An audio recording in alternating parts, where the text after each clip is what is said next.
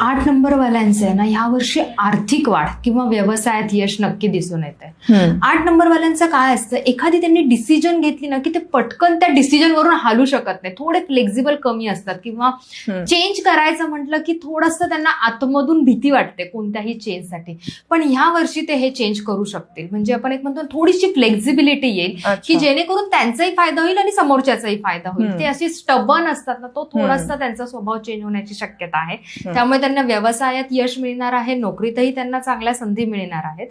8 नंबरवाल्यांनी आहे ना आरोग्याची काळजी नक्की घ्यायची. या वर्षी त्यांनी आरोग्याची थोडी काळजी घ्यायची आहे किंवा कोणताही आपण म्हणतो ना की बाहेर खाणं किंवा ज्या गोष्टींमुळे त्रास होऊ शकतोय आपल्या आरोग्यानुसार ते तेवढी काळजी नक्की घ्यायची आहे. अच्छा, त्यांच्यासाठी कोणते कलर्स आणि कोणता मंथ लकी असेल? त्यांच्यासाठी ब्ल्यूच्या शेड्स ते घालू शकतात, त्याचप्रमाणे पर्पलच्या शेड्स घालू शकतात. फक्त त्यांनी ह्या वर्षी ना ब्लॅक थोडंसं अवॉइड करायचंय, कारण की ब्लॅक हा थोडा त्यांना त्यांच्या कामामध्ये डिले देऊ शकतोय. सो ते व्हायब्रेशन थोडे कमी घ्यायचे त्यांनी, कारण ऑलरेडी 8 हा अंक शनीच्या अंडर येतो. सो त्यांनी थोडे ब्लॅक कपडे कमी घालायचे आहेत. मंथ तुम्ही म्हणशील तर मंथ मध्ये जून, जुलै, नोव्हेंबर आणि डिसेंबर हे छान मंथ्स आहेत. ओके. आणि रिलेशनशिपच्या बाबतीत काय असणार आहे पुढे?